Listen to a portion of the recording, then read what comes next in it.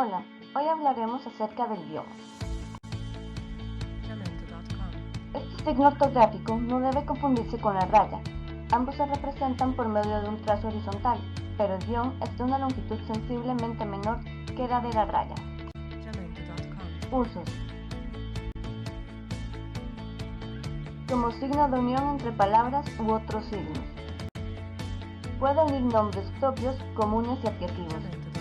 En los nombres propios, el guión se usa para unir dos nombres de pila, cuando el segundo de ellos puede confundirse con un apellido, para formar apellidos compuestos por la suma de dos simples o para establecer distintas relaciones circunstanciales entre nombres propios. En los nombres comunes, el guión se usa para crear compuestos ocasionales mediante la unión de dos sustantivos, de los cuales el segundo actúa como modificador del primero, formando ambos un concepto unitario. Por ejemplo, en la investigación se aplicará el método analítico sintético. Este concepto unitario que se forma también puede expresarse sin el guión y utilizando el espacio intermedio, como en el ejemplo crítico literario, para establecer relaciones entre conceptos que pueden ser fijas o circunstanciales. Ejemplo, salud, enfermedad. Con valor de conjunción copulativa para unir dos sustantivos que tienen un mismo referente. Ejemplo, el escritor productor de la película dará una entrevista mañana. En estos casos, es preferible utilizar la conjunción copulativa y.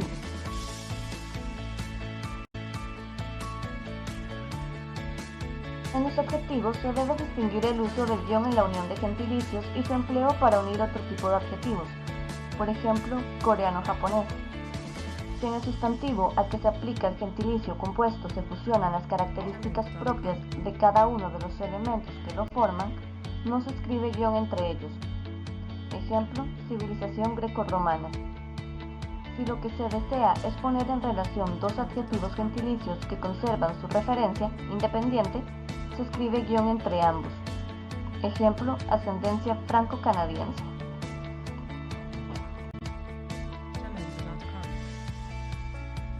Cuando se trata de aplicar conjuntamente a un sustantivo dos adjetivos calificativos o relacionales, se escribe guión intermedio entre ambos adjetivos cuando cada uno de ellos conserva su forma plena. Si el primer elemento no es ya un adjetivo independiente, sino un elemento compositivo átono que funciona como forma prefija, se une sin guión al segundo elemento. Cuando el prefijo precede a una sigla o a una palabra que comienza por mayúscula, se escribe guión intermedio. Cuando se desea unir en coordinación dos prefijos asociados a una misma palabra base, el primero de ellos se escribe de forma independiente y con guión, para evidenciar su condición de forma prefija y evitar la repetición de la base. El guión también tiene un uso estilístico. Se emplea con fines expresivos, para separar el prefijo de su base cuando se hace hincapié en el valor semántico del precomponente. Por ejemplo, Raúl conocía la diferencia entre lo inmoral y lo amoral. Para vincular varias palabras que quien escribe desea presentar como un todo unitario. Por ejemplo, por supuesto, todos se asustan cuando sucede algo así, ante la posibilidad de que quien tú sabes esté detrás de ellos.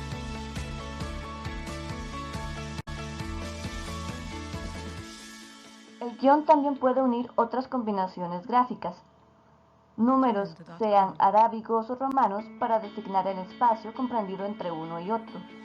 En la expresión de periodos y fechas, para separar las parejas o los tríos de las cifras que componen los números del teléfono, letras o palabras y números, o prefijos y números.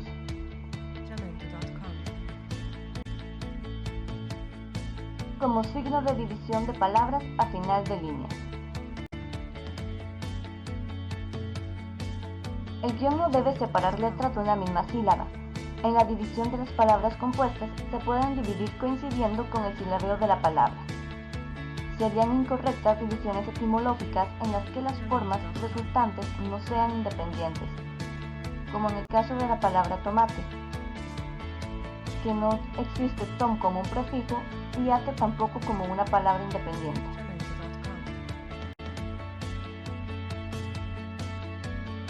Dos o más vocales seguidas nunca se separan al final del renglón, forman diptongo, triptongo o hiato.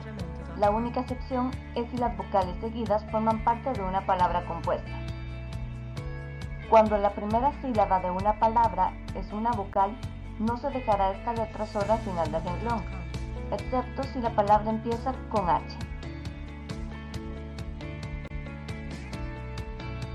Para dividir con guión de final de línea las palabras que contienen una H intercalada, se actuará como si esta letra muda no existiese, aplicando las mismas reglas que para el resto de las palabras, excepto en las palabras compuestas. Cuando la X va seguida de vocal, es indisociable de esta en la escritura, de forma que el guión de final de línea debe colocarse delante de la X. Si va seguida de consonante, la X forma sílabas con la vocal precedente. División al final del renglón de grupos de consonantes. Los diágrafos CH, doble L y doble R no se pueden dividir con guión de final de línea, ya que representan cada uno de ellos un solo sonido. En el caso de la grafía doble R, se puede dividir cuando en palabras compuestas el prefijo termina en R, mientras que la siguiente palabra comienza con la misma letra, o bien al dividir palabras que contienen el diágrafo doble R como resultado de añadir un prefijo u otro precomponente terminado en vocal a una palabra que comienza por R. Ejemplos: hechizo, ciberrechazo, autorretrato.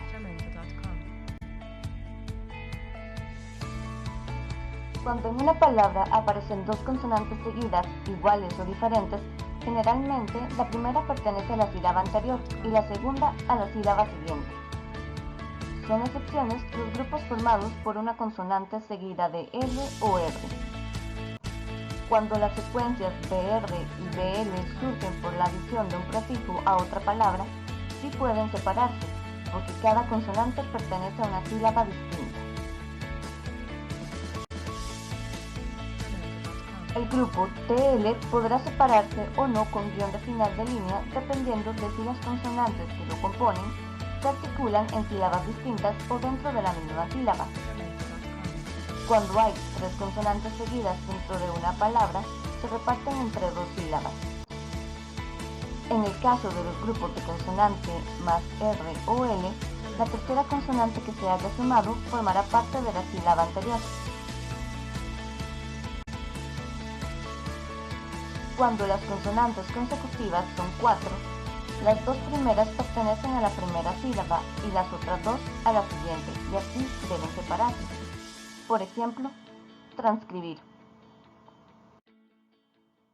Es preferible no dividir con guión de final de línea las palabras procedentes de otras lenguas, a no ser que se conozcan las reglas vigentes para ello en los idiomas respectivos. Las abreviaturas y las siglas no se dividen nunca en renglones diferentes, excepto que sean acrónimos incorporados al léxico general. Ejemplos: radar y sonar.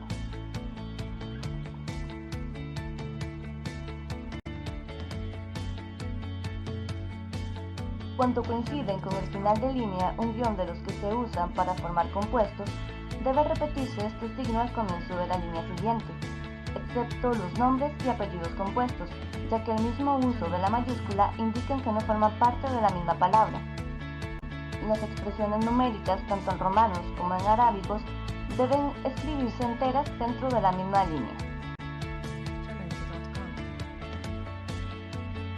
Para la composición tipográfica de textos, es conveniente evitar las particiones que generen voces malsonantes o generen malentendidos. Se procurará evitar que, al dividir una palabra, queden al final o al principio del renglón dos sílabas iguales seguidas.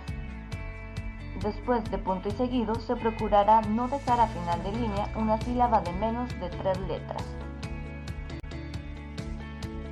Uso en obras de contenido lingüístico.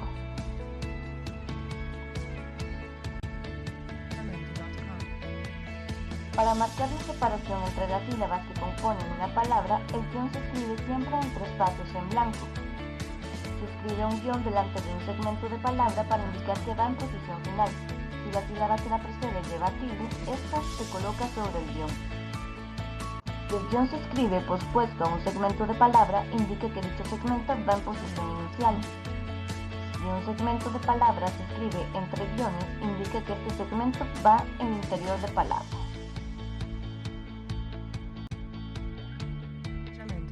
La información para este video fue tomada de la Real Academia Española, Diccionario Panhispánico de Dudas.